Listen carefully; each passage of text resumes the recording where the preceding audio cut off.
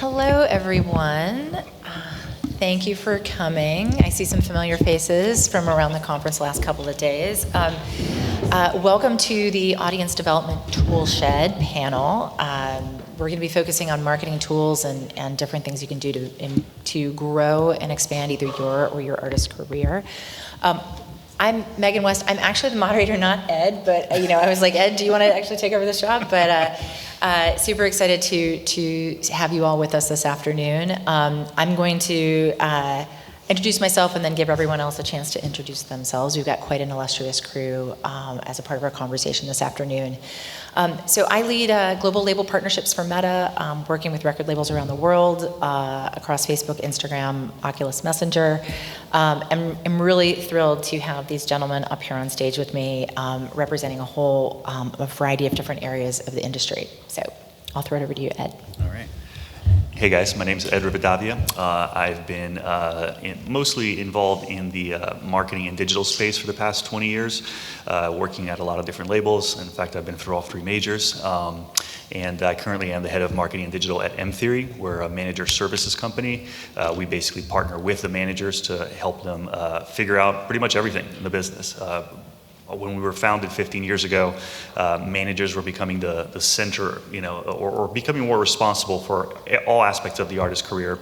And so, rather than have to hire a marketing person or a tour person or a merch person, M-Theory is a company that partners with them to kind of provide those services and that expertise from our team across whatever area they need. So, glad to be here.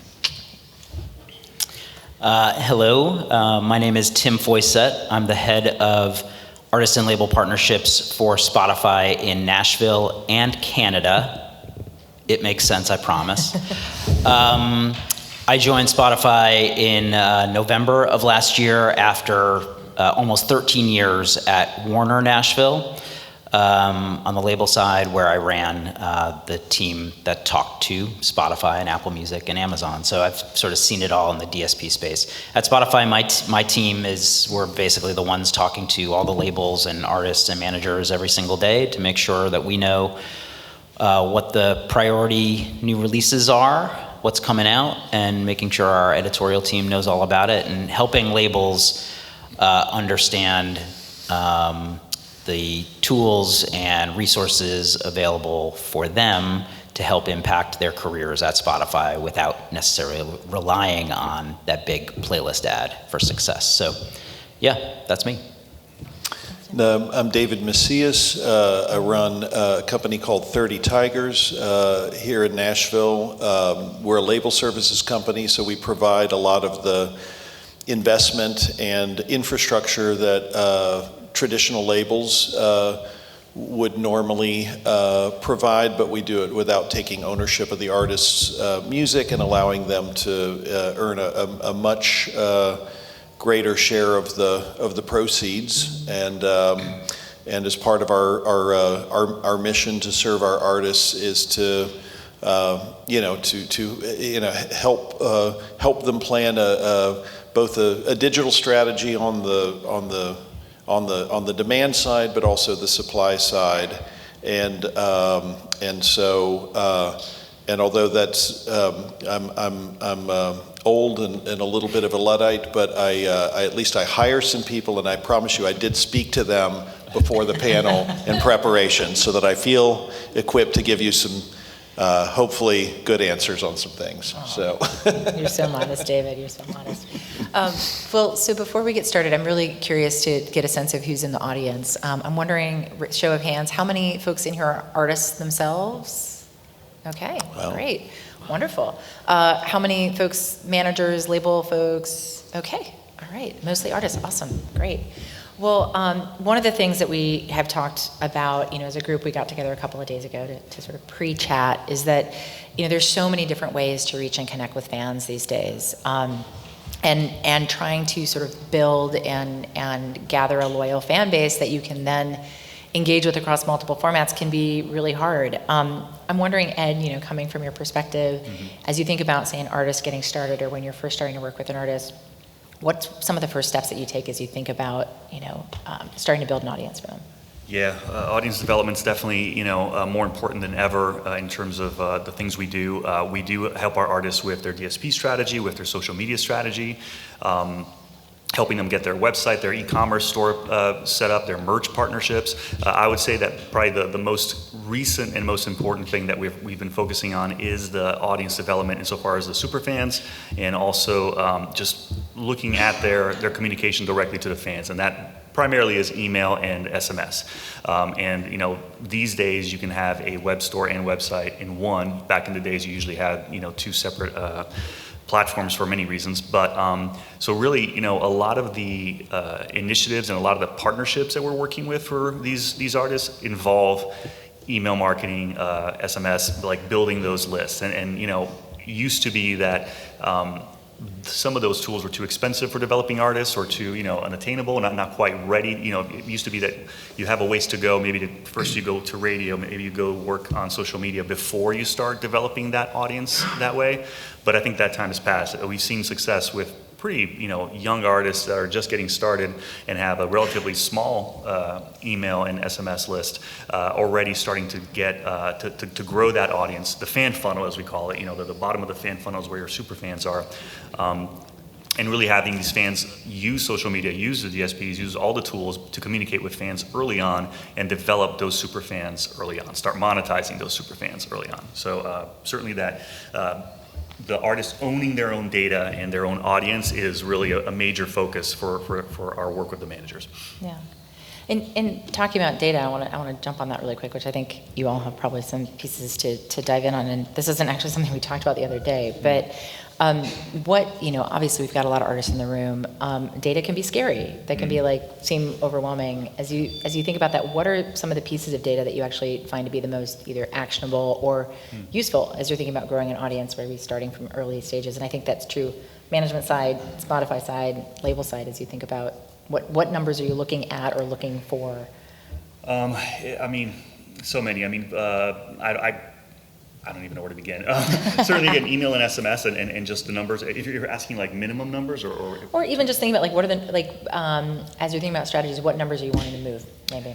Oh man, it really depends on every artist, and it's basically grow them as quickly as you can in however ways you can. Some artists, if they start having success on one social media network, we'll encourage them to develop that, and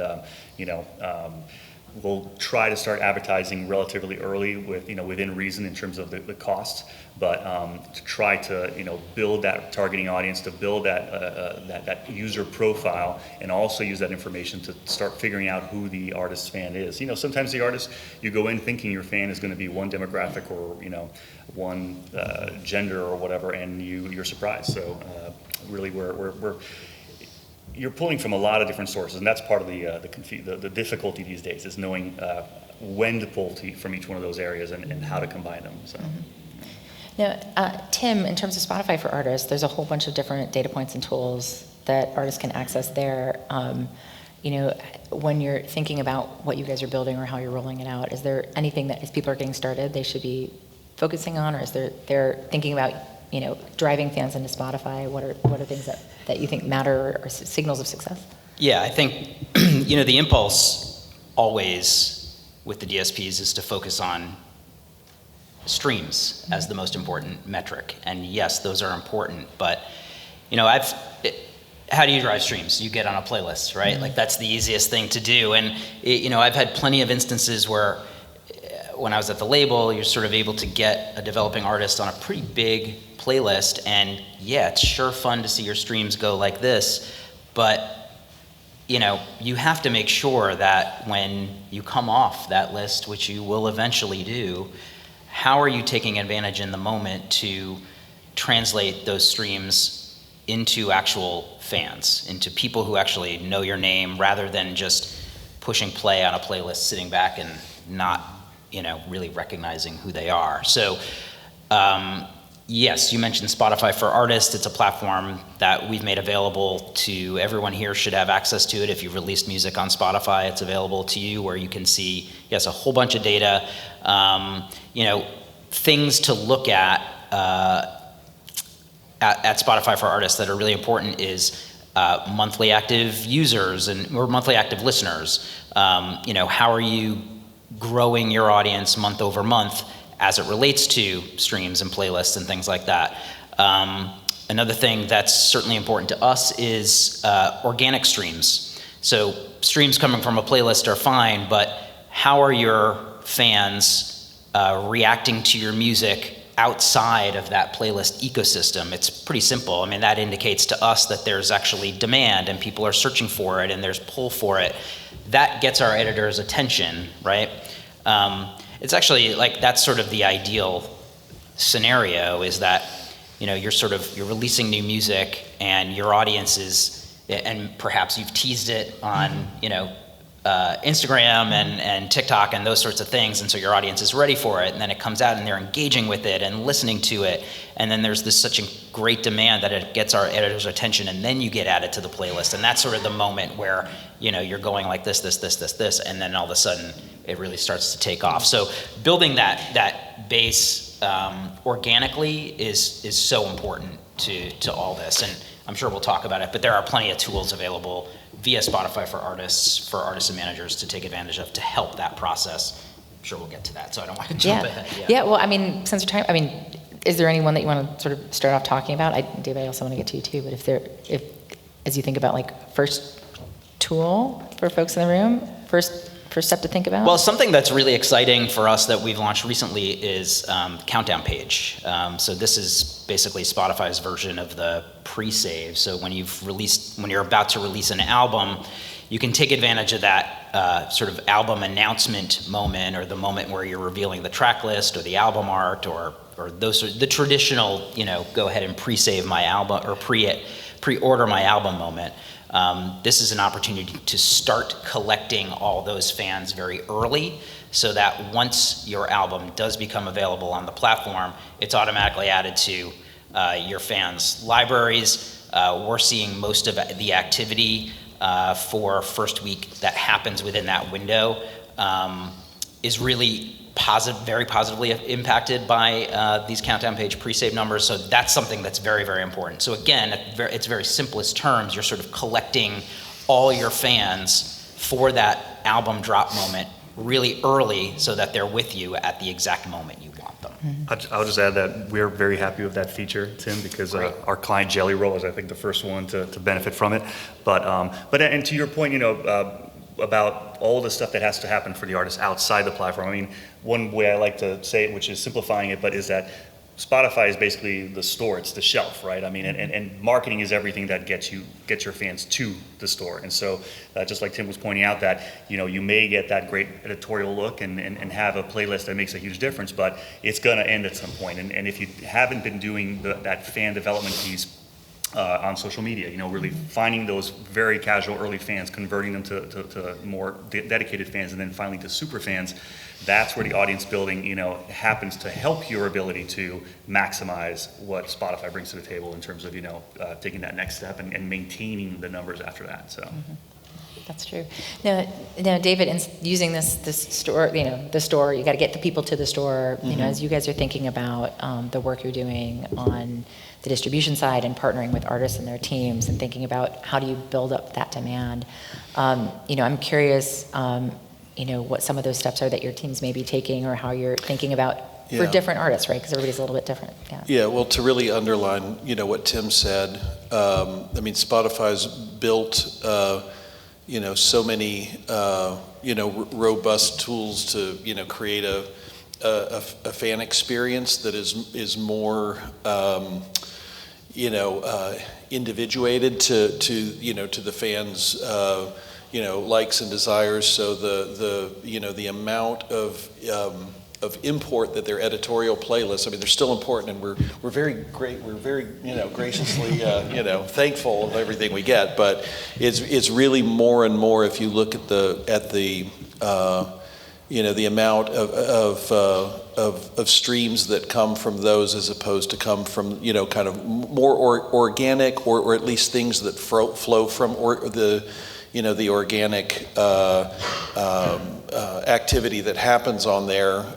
The organic activity is what it is that helps inform the algorithms that will help it grow and give the Spotify team more information about where else it could really fit. So like what he said about organic engagement, like really listen to that. That's really important. And they also provide a lot of tools, in our sort of early kind of meeting about what are we going to talk about. One thing, we decided we all had in common was the artist Maggie Antone. We all work with Maggie Antone, and for those of you who don't know, she's a great young singer-songwriter, 22 years old, out of Richmond, Virginia. She'll be playing at the Exit Inn tomorrow night, not 6 o'clock, so she won't compete with any of you guys up here. So.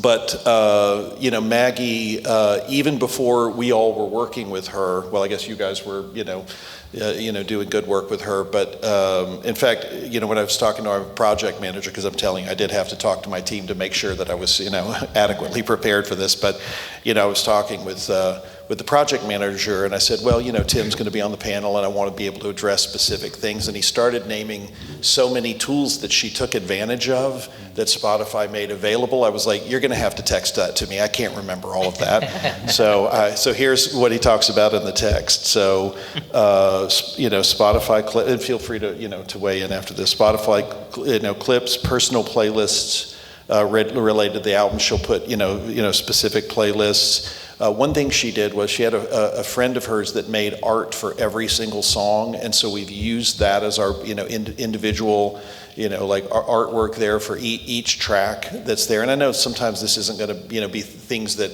everyone is going to be able to do, but whenever she does get on a playlist or add something new, she always shares it on her socials, always, and that helps drive that organic things so that it's driving people to the platform. She's used Spotify Countdown to build anticipation when there's a new release. We've used marquee ads, liners. We've advertised, like literally done everything in their toolkit. And she has been very successful on that platform. But it's been great music and utilizing all the tools that they make available to us. Yeah, and as a result, she had for a developing artist, she had a very healthy pre-save number leading into her album, which we were very happy about. You mentioned among that long Chinese menu of things, clips in particular, which is something that we love. So, Spotify is always trying to do a better job of contextualizing or giving you the tools to better contextualize your music. So if you're not familiar with clips, these are basically short videos that live on your profile page. And really, this is the artist's opportunity to, tell the story of your song or your music or your album coming up.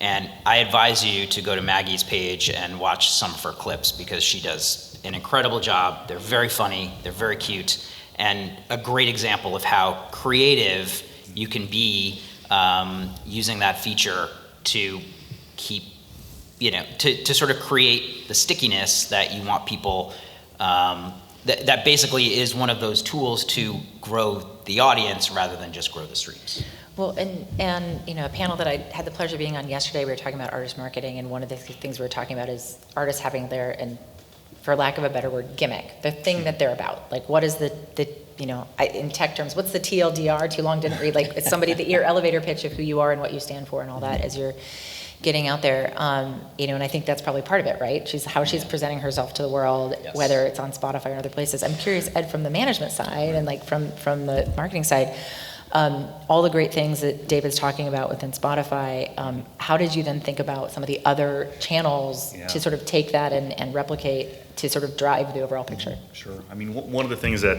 Tim just mentioned, that's common to almost every platform, either already or moving forward, is short form video. Okay, that is the new format. I'm curious to see whether Gen Z is the streaming generation. I could see Gen Alpha being the short form video generation, and that's all they watch. But that's kind of scary. But all that to say that, Maggie embraced short form video from day one. She's a native. She's of that generation. So, she uses Reels and taught herself how to use it. And same thing with TikTok and, any other form, like YouTube Shorts and so on. And she, is telling her story that way. And yeah, the story isn't, necessarily written yet. I mean, by using the platform and posting regularly, not at a crazy amount, but certainly regularly, she's developing that. She's also developing a certain style. And so, in some ways, it's almost, for us, it's almost easier sometimes to start with a brand new artist, because aside from the fact that they understand maybe the current medium that the kids are consuming music through, which is short form video, we can start them on a new website, on a store, on the CRM list from the first moment. A lot of the established artists, they have, maybe the label owns the email list or the website, and it's almost more difficult to reorganize that stuff and recompose their audience from all those disparate parts. So I would say that for developing artists especially, it's really about, it's never too soon to start doing all those things in terms of the marketing mix to kind of build their profile online across these different platforms, find the platforms that they're better on and encourage them. They're not going to be great at every social network. It's very good to pick one or two and go with it. And but the medium, again, short form video seems to be, for the moment, the thing that we're all going to be consuming for a while, and so you got to embrace it.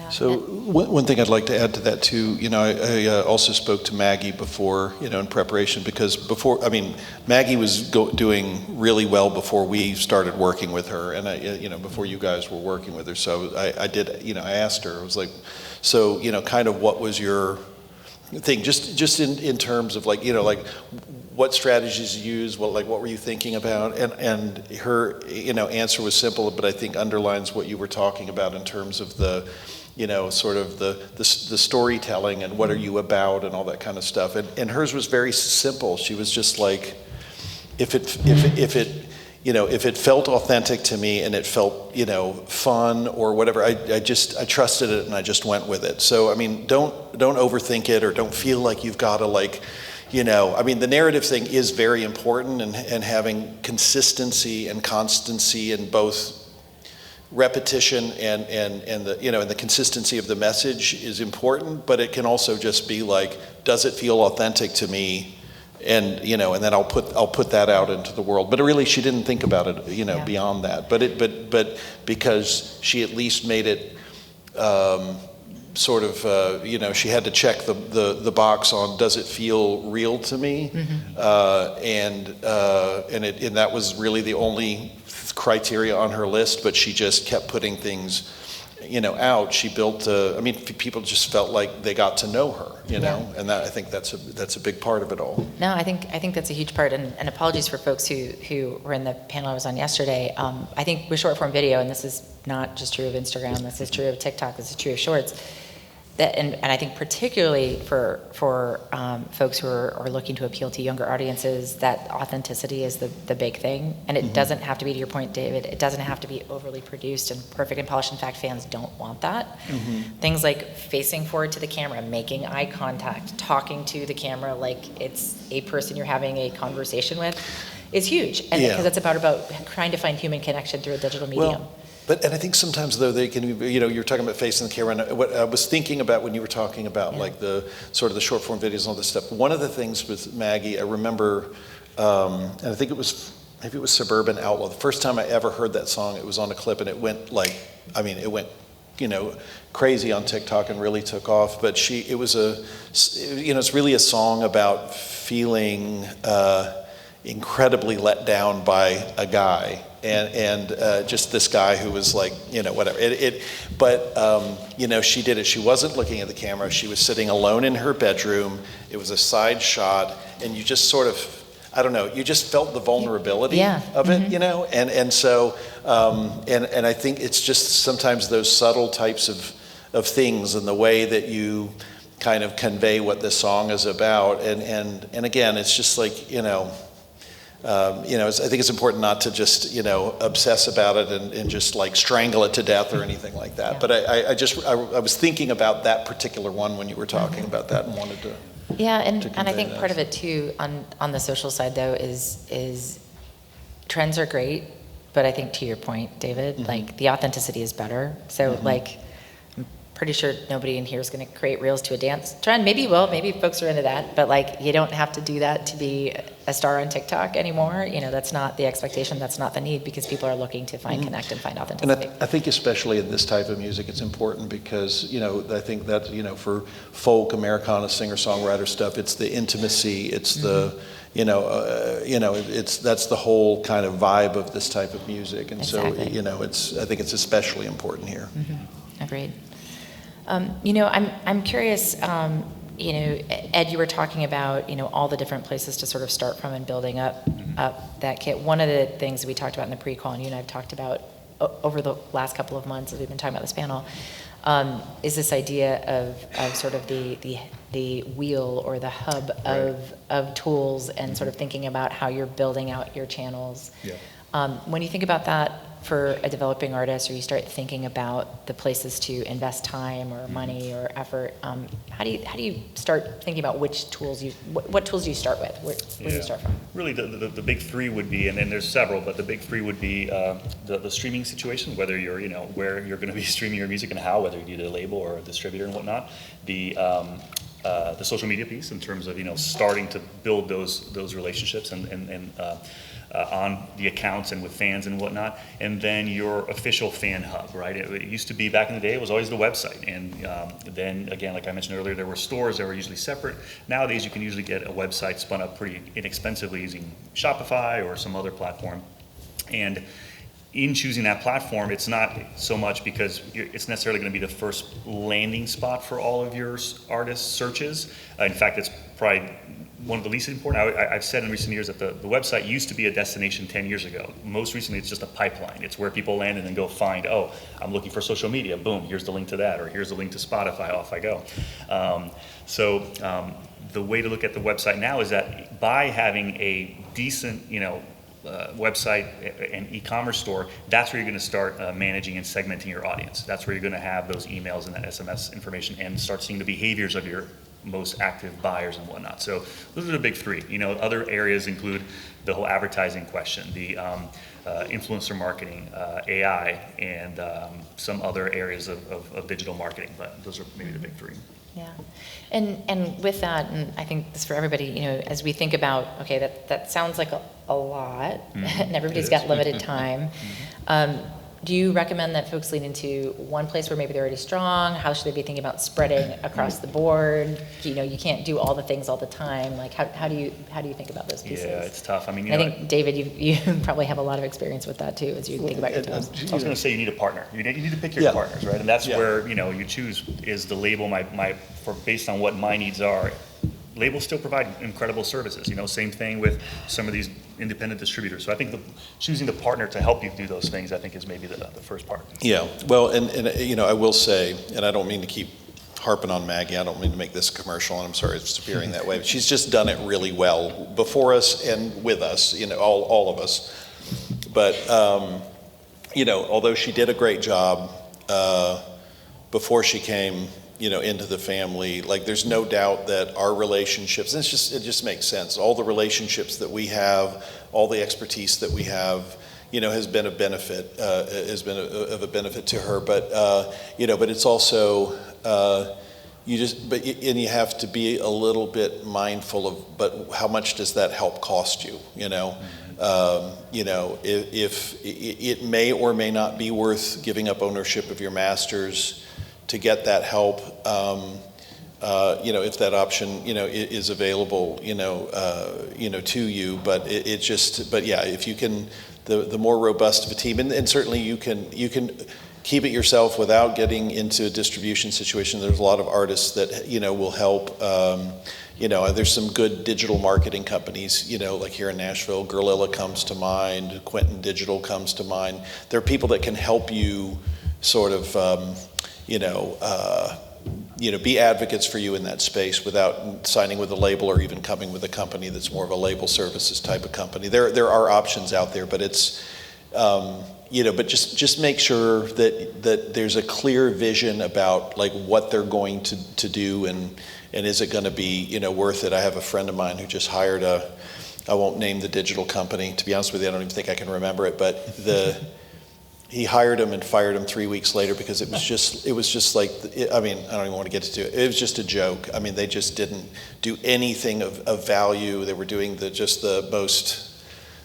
least common denominator type of stuff, and it didn't do the artist any good, and he realized it quickly, thank goodness. So, but just make sure that, when you bring on somebody to help, that, don't suspend your disbelief. You guys are all smart people, you're creative people. Like, if what they're saying doesn't make sense, if you don't understand it, the great investor Warren Buffett always says, he never invested in anything he doesn't understand. Well, you guys don't invest in anything you don't understand. If it doesn't make sense to you, don't do it. Keep talking until you find your people where you're like, oh, I get this. This makes sense. And I want to fix my answer a little bit, and I'm not just saying this because I'm trying to be nice to you, but when in doubt, if there's one thing you need to start with, it's social media. I mean, for good or ill right now, social media is where you can start developing an audience for free and start building that, and usually get noticed if you succeed at social media by a label, by, the DSPs and other players, even managers, agents who will come, want to work with you. Again, a lot of times they may be looking at, maybe you had a moment on a short form video platform that was viral and may never be repeated again. And this is why A&R has become it almost been, thrown on its head in the last few years, because a lot of A&R guys were like, oh shit, I got to just go sign this creator on TikTok or Reels. But all that to say that, social media is where you can start building the top of that fan funnel. Like I talked about the fan funnel, your most casual fans are going to become the super fans, and it's pretty much free for the most part. So, thank you. Yeah, I agree with that. Question, and this is probably more, well, I think all of you can answer this. When you think about, so if folks are here, they're building up their social media audience, they're working on building up their email list. When somebody gets on your radar, or when somebody's coming to and saying, hey, M Theory, I want you to work with me, Mm-hmm. or David, I'd love to talk to 30 Tigers, or Tim, how do I get on your plate? Like, when you think about the folks that you're looking to partner with, or you're looking to get into business with, or somebody that you're going to take a chance on a developing artist, Sure. what are the signals that you're looking at as you're thinking about whether that's going to be a potential good partnership or a good business decision?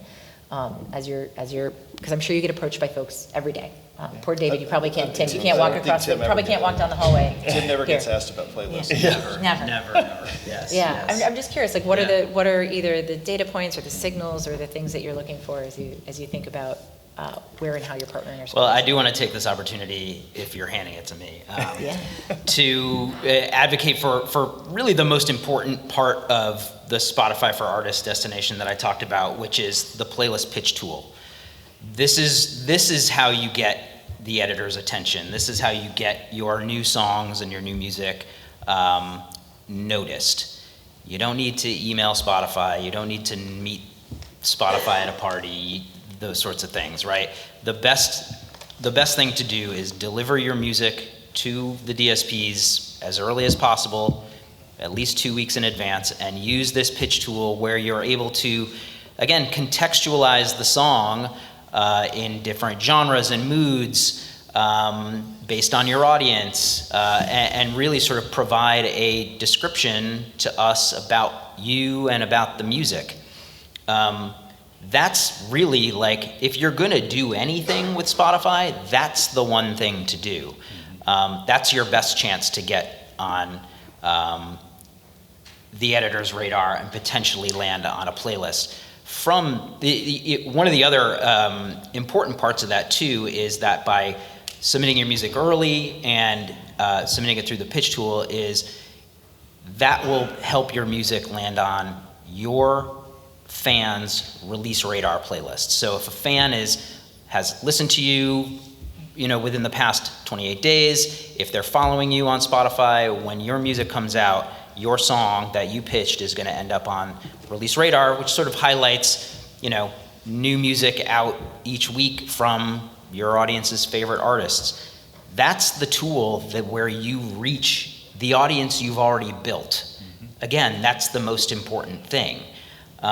So then from there, to run back to your question of getting onto the playlist, what our editors want to see is that all that pre-release activity and that engagement from your super fans who are listening to it on their own organically, again, to use that word, starts to translate into, the sort of data that we'd like to see to sort of help accelerate that growth with an ad on a, feeder playlist or developing playlist, and then helping to see it grow from there. Yeah. So that's really the most important thing.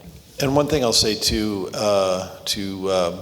Spotify, due credit. Like, I know sometimes it feels like, oh, well, the big labels will have a real advantage, or whatever will have a real advantage. It wasn't that long ago. I went on the New Boots playlist, which is kind of, it's not like the just very, very like first level of entry playlists. It's kind of the next one up. But of those, I counted, and I think there were like something like 80 things on that playlist. Over 20 of them were just the copyright was the artist, and then there were a bunch of them where it was a label name that I probably suspect was just the artist fronting like they had a label. There was a lot of independent music being played on there, and by independent, I don't even mean like working with like an aggregator like this. So they really, really do that. So. So take advantage, like learn how to access the pitch tool. I mean, there've been just, so many artists from Love to Chance the Rapper that have nothing to do with Americana, but there's plenty in the Americana thing that have just on their own, grown their careers to superstar status, using these tools. As far as who we, kind of what we look for, and Ed, I know you're right about the A&R thing, but I sort of feel like we counter-program to that. I mean, I have a real distaste for the, well, actually, I don't even have a distaste for it, but yeah, especially a lot of the majors tend to be very data-driven in their approach, and I feel like it leaves an opportunity, for us because, we're big music fans. We listen to a lot of music, but finding something that, that they're, ignoring. I mean, right now, since the explosion of Zach Bryan, every major label wants their own Zach Bryan, and the Americana space has gotten a little more expensive, and so we have to, in order to find things that make sense for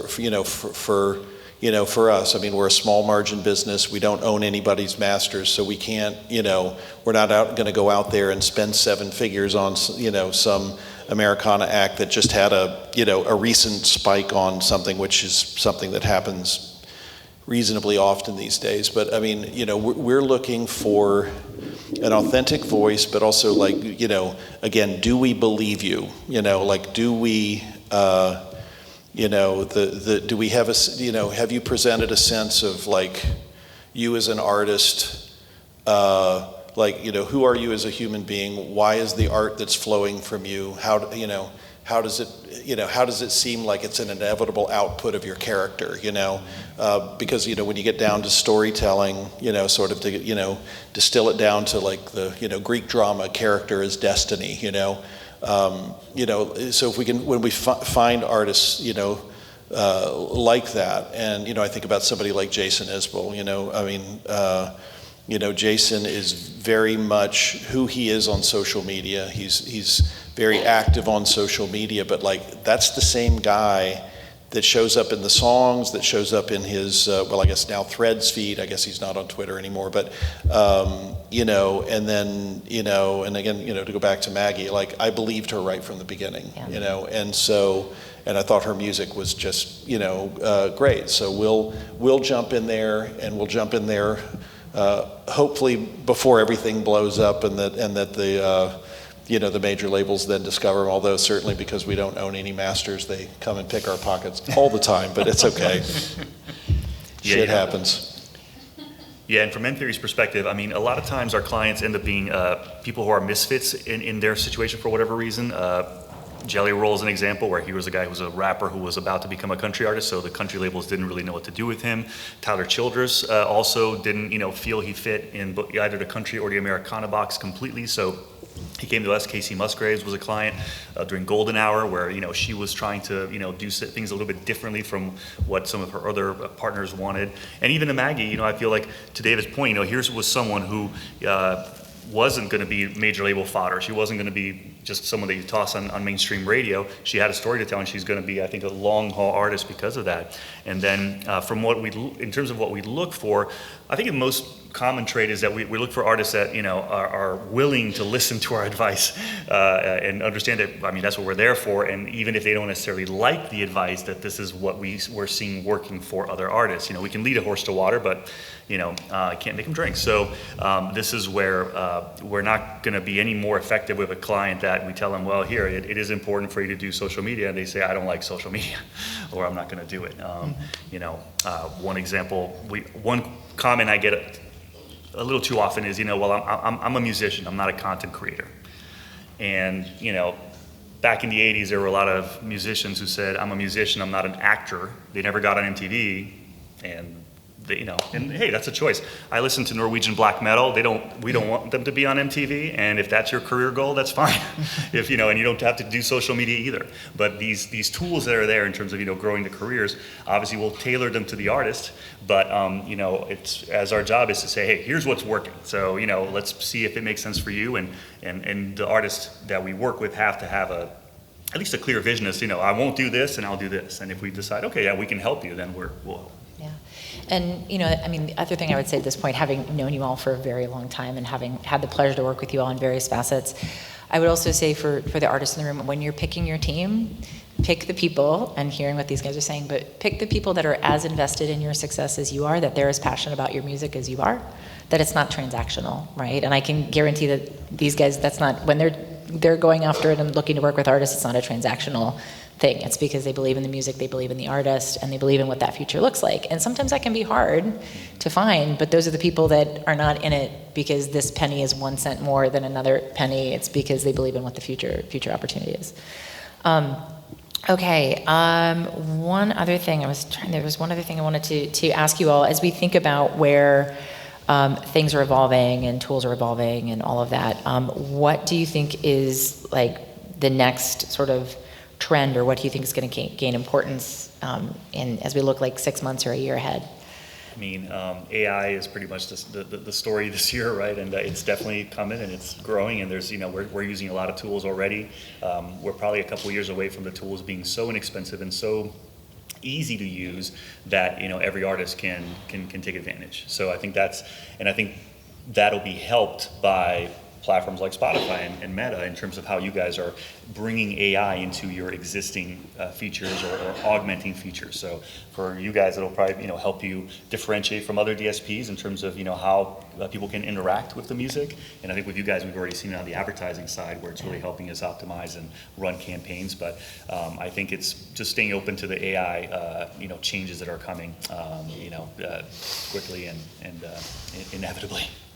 Yeah, AI is interesting because, and I'm sure Meta is the same, but Spotify has been using AI for a long time.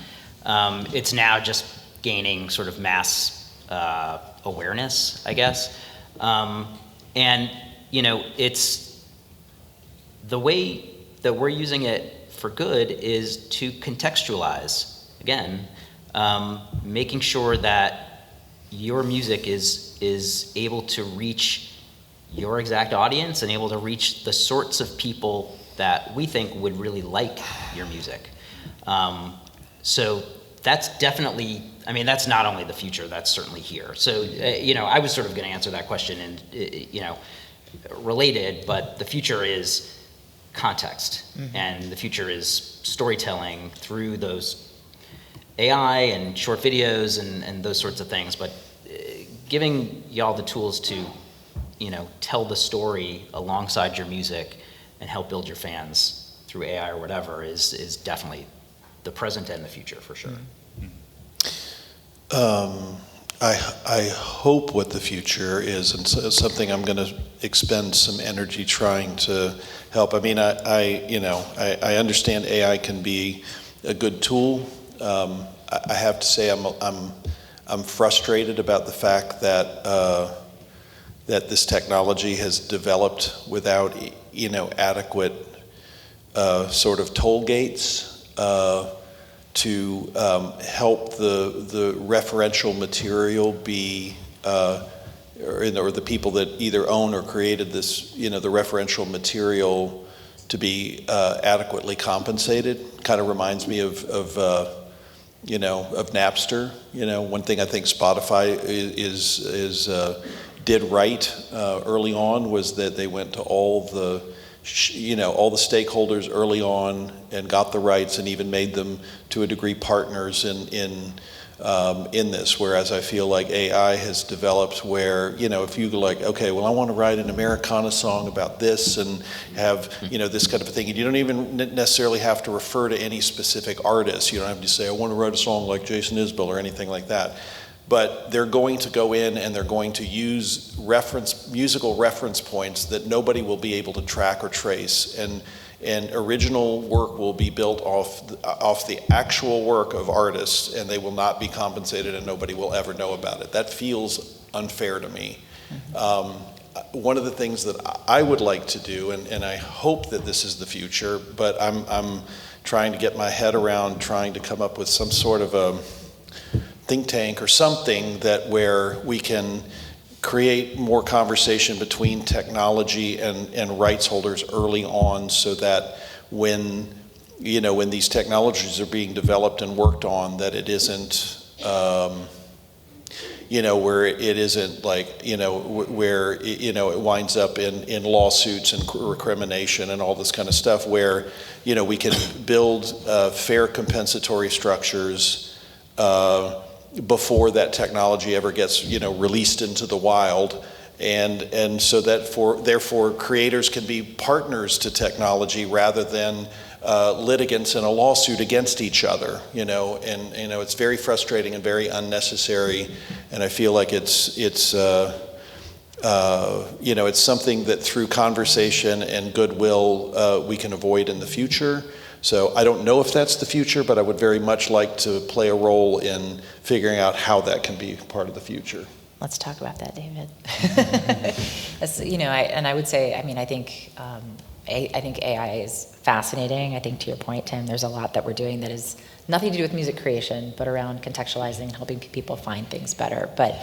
One thing I wanted to clarify on that too is it's helping people. There are still people at Spotify who are programming music, right? It's another tool. It's not taking over. It's not going to be the predominant thing. It's a tool that our actual human editors are using. Yeah, right? and it can definitely be used for good and used without exploiting the copyrighted creative works of artists. I'm just saying that it often can be, and sometimes when you're not clear and you don't build. Oh, thank you. You don't build these, you don't have these conversations and build these compensatory structures up front. Things can get very muddy, and people can get distrustful, and it actually sort of sets everything back. Again, to go back to Napster, Napster should have been Spotify. Right. But they didn't do the work of trying to get all the rights. It was just the wild, wild west, to the music business's fault, rather than sort of see that this could be a business. Let's try to sit down and figure this out. There were lawsuits and people were freaking out, and it set digital music back probably a decade. For sure. And I feel like we're the AI thing is feeling like it could be maybe not as bad, but fraud in the same way. And I hope that technology and copyright can get together and can get their shit together so that they can work more uniformly and figure out. And if adjustments need to be made, once it's released out into the world, but we can do that. We've changed our rates with Spotify and everything as we've gone on, and the business has grown and changed, and we're all still doing great. So it's possible, but that's frustrating, and I hope that changes. All right. We only have a couple minutes left. I want to save some time for questions if folks have questions in the room. Okay, I see some hands.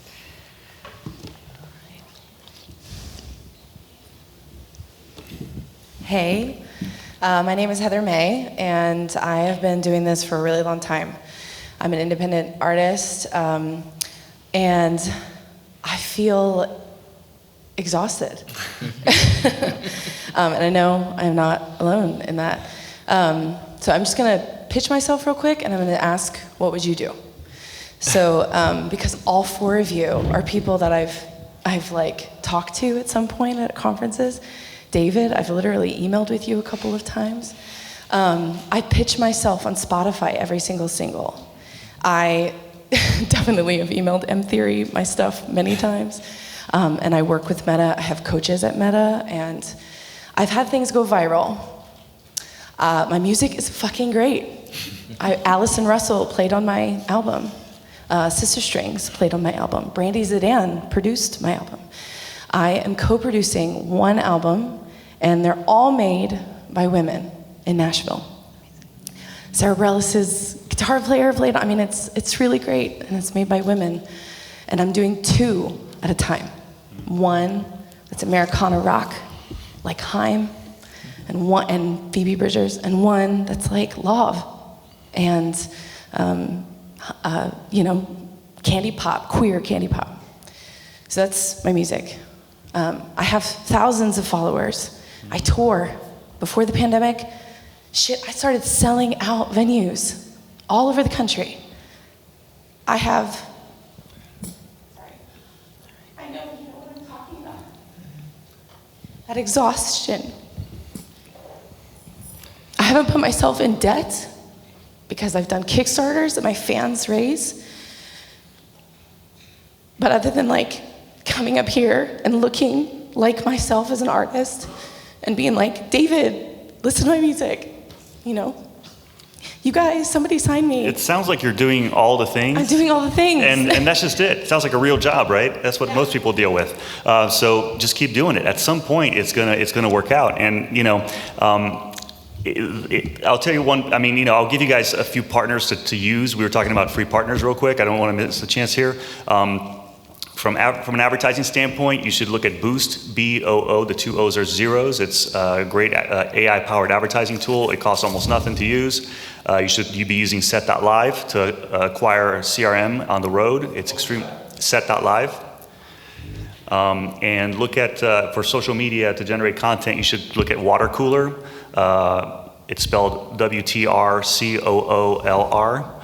There's a lot of companies like them that are also generating content. So I'll just say that, free or free-ish tools you can use to continue to do the work. And I didn't mean to be harsh, but you really are doing all the things, and so is everybody else. And this is the downside of the all-you-can-eat era in music, whereas before, you had to be one of those people who won the lottery and got signed by a label and got fed to the top 40, and there were only 40 of them, and now there's 1 million of them. And the bad news is that you're competing with just that many more people. The good news is that you're able to compete at all, Yeah. I mean, I can hit you up. I'll do that. Could you run up a second one? Oh, okay. Just the names. Boost, B00ST, Boost but with 2 zeros, Set.live, and Water Cooler, WTRCOOLR. Yeah. Well, I can give you a bunch more, but. Yeah. And, my heart goes out to you. And I know, when I started this business, I worked out of my guest bedroom for 2.5 years, and, I got told no 1 million times. And, as far as, where we're at now, our business, just the reality is we can only handle a finite number of things and do them well. And, for us, we're getting, opportunities, and certainly for where we're growing as a company, to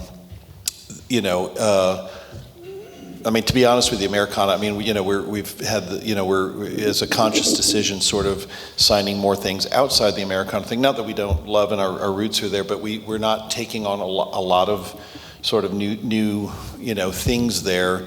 The good news is there are other aggregators out there that are that are coming up that can help. They may not be as robust as we are, but yeah, I mean honestly, I know it seems like a pat answer to say like just keep going, but like really keep going, because again, just speaking from my own experience as a business, and I know it's a different thing than an artist, but like, I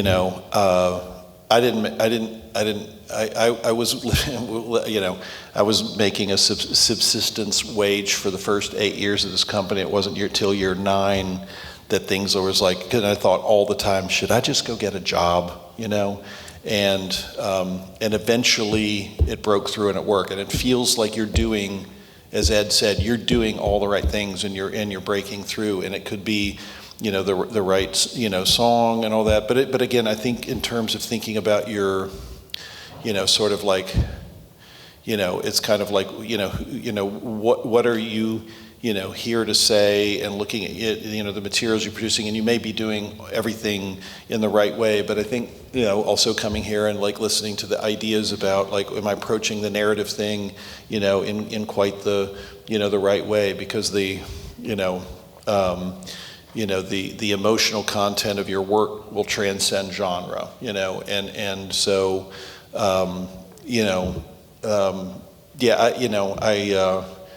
I just think, just keep slugging away. And I'm sorry, tell me your name. Heather May. Okay, yes, we have corresponded via email. I will circle back and pay a little closer attention. And but also, I get, I won't say I get as many entreaties as Tim gets for playlists, but it's close. And but regardless of whether or not we wind up being the right fit, my heart goes out to you. I wish you all the best. Can I say one thing too? I mean, I agree with everything these guys have said, but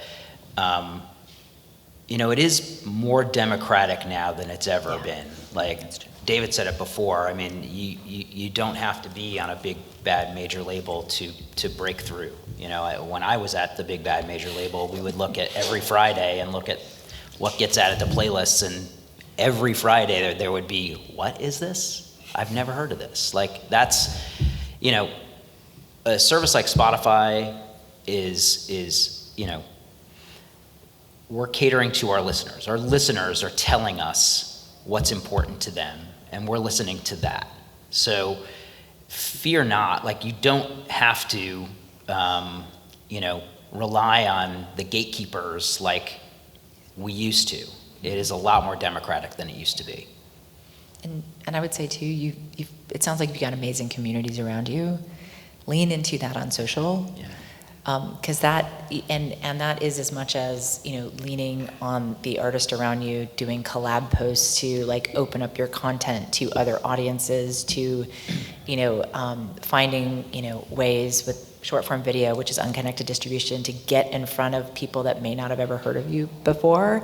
Because that is some of the beauty of what's happening with these platforms, is you can get in front of people that don't know you as you're posting and getting content out there, and then creating those moments. And the other thing I think is really interesting with short form video that is to this democratic point is that the way that people are using it, they're not going to the Spotify chart to see what the #1 song is to create a video when they're posting. Yeah. They're going with the song that soundtracks the moment of their life. And so the way that people are expressing themselves with music, it's almost like they've become their own music supervisor. So if your songs are heartfelt and they're reaching out around emotions or moments or experiences, and that's really what Americana is, to David's point, it's bringing real life into song and connecting with people.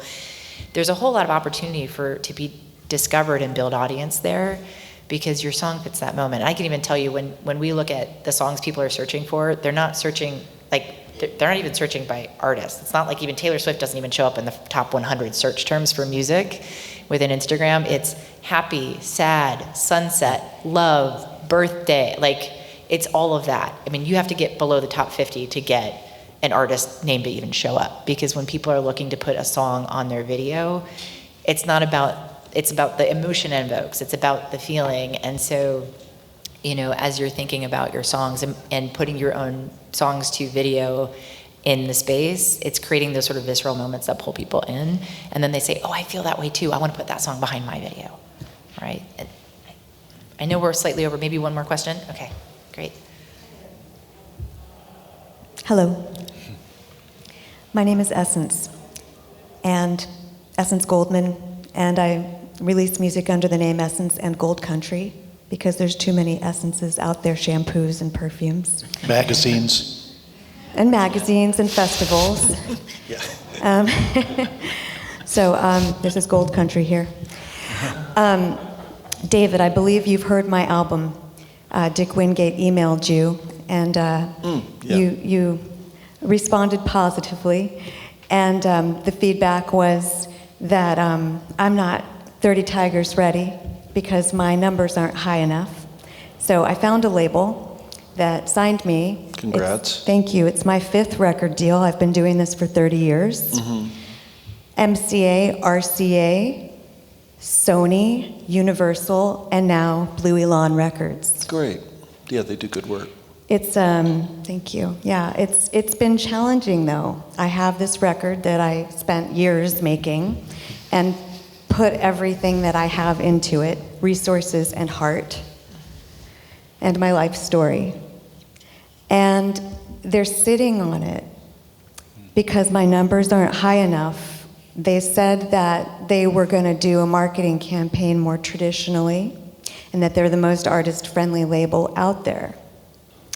But my numbers aren't high enough. Mm-hmm. I am posting, and I'm making creative videos. I'm embracing social media. It is hard, and I'm just curious. Like, why would they sign you and then sit on it? They told me that in the time that I was signed, which I just signed in November, last November, that their experience releasing music has been extremely negative, doing things traditionally. Making long-form videos, for example, have become useless. Like you said, short form is where it's at. I have several questions. Number one, is short form requiring live performance always? No. Okay. And actually, I would say, to David's point on short form. Go ahead. But and I know you have some questions, but I have some questions. Please go ahead. Please do. Do you not have it in your deal? Do you have it in your deal where if they don't release it within a certain period of time, that you can exit that contract? I would like to get out of the contract, to be honest, as soon as possible. But I'm sure that it's years. I mean, they bought my album, and they own the masters till 2030. And they have the option for a second record. And I've spent every bit of money that I have making this record. I'm grateful that I got some money for it. They bought the masters, but I feel like I'm in a prison. Well, you didn't get it to just get the money back out of what you recorded. You made it to put music out into the world. That is right. And so they're asking me. Can I just say? Okay, go ahead. Sorry. I'm just please go ahead. I'm angry on your behalf. I'd rather be on 30 Tigers. Well, yeah. Thank you, but you did like the record, so just want to say that. No, I did. Well, but honestly, part of it is. Again, we get a lot of opportunities, and I have 30 employees that need to feed their children and pay mortgages and all that stuff. So I have to, I do, even though, we get enough opportunities, thankfully, where, it's like I love and believe in the artist, but I feel like there's going to be enough business there to be able to accomplish what I need to accomplish. But in your instance, and Dick is a very well-respected guy in the industry, and can he go to them and just be definitely. Like, what are you doing Yes, here? that's been happening. Okay. And you want to know what they say? Hey, you had a video that went viral last weekend. I did. I had something that went viral. Yeah. Good job. Lean into it. Keep going. And that's true. And I hear what you guys are saying, and I understand her perspective, and I understand what you're saying. And I'm not bitter, and I am leaning into it. And I'm a lifer, and I was encouraged by what I heard at the awards ceremony last night about the people who stood on that stage receiving their Lifetime Achievement Award, saying that their best work and their recognition came much later in life. And that's fine, because I'm not going anywhere. This is what I do, and this is who I am, and it's the long view. But I do have a question, because I'm not in my 20s. And I'm not in my 30s, and I don't want to be a spokeswoman for beauty tips for women over 40 to get views, because I am a musician. I'm a songwriter. They're asking me to lean into okay, you're a single mom, post on single moms blogs, post on beauty blogs, Is that, like, is this the way It's I'm about- supposed to break my record? Like if you like sort of in that Greek drama character's destiny type of thing, and this is largely rhetorical because we probably don't have time to get but like it's like you as an artist, you're not there to talk about beauty tips, you're not there to talk about being a single, it's like that's not what your art is about, and so they need to be, however, and if possible, be encouraged to like start with the art and their job for taking that on and taking on the responsibility of helping you get your music. I mean, they made an obligation to you to help you get your music out into the world. If they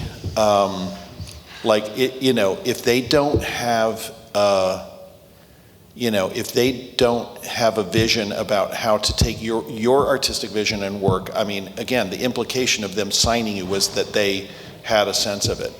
I mean, again, to take that vision and find a publicist who can go out there. I mean, it's just, They haven't hired a social media person or a publicist. They won't pitch me to playlists. Well, they won't do any of this stuff till my numbers go up. And they are hyper-focused specifically on TikTok, which is why I said I'm not in my 20s and I'm not in my 30s. And I'm not sure that TikTok is the right place for my music. It is, though, because again, in the previous era before this streaming era, your career would be over. I mean, all of us here over 40 would not have a career in the music industry because who would want to listen to us? So again, look at on the positive side is that you can continue to, create your music and find new audiences. And the fact is everybody's on TikTok. You just got to find that audience. Everybody's on Reels. You just got to find the audience. Now, I understand that, your priority is not making, and I think maybe they're going about it the right way, saying something like, yeah, go make, make a videos. Totally get it. But I think it's, certainly what we try to advise our artists is absolutely focus on your music, but talk about the rest of your hobbies or your life or something else. Many artists complain that they don't get to show other parts of their personality. Now you can. That's maybe the greatest breakthrough of this short film video era. All the artists that are succeeding are showing who they are as a person, and that's what helping them stand out from everybody else. The days of every song having truck, beer, or Jesus in it are definitely kind of on the way out, I hope, because of the fact that Chappell Roan, look at what she's doing. She's just totally unique. I will push back ever so slightly. I mean, I would say reveal the parts of the personality that reinforce. I mean, she is in all effects. I mean, to many people, I know you've been doing this for a while, but there's a lot of people that still need to find out who you are. I feel like the job one, I mean, certainly, reveal parts of who you are and what your personality are, but only as they pertain to how it reveals the heart of the artist and what is this art about. And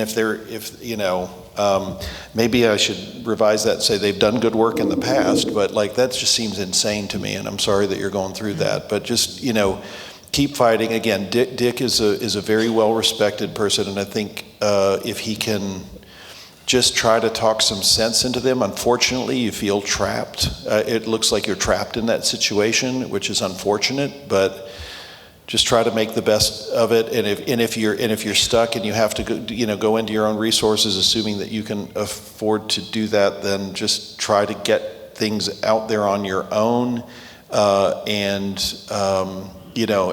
try to engender the conversation that you want to have with your prospective fans. I think that may be the only option you have in front of you. I guess, I don't know. I appreciate you hearing me and your sage words. Thank you. Well, good luck. And I appreciate what everybody has shared. And I will do all of the above. Best of luck with that. Thank you so much. Okay. All right. Thank you all for coming. Thank you. That is just cruel. Yeah, that's great. We got to get out of here. Let's give another round of applause.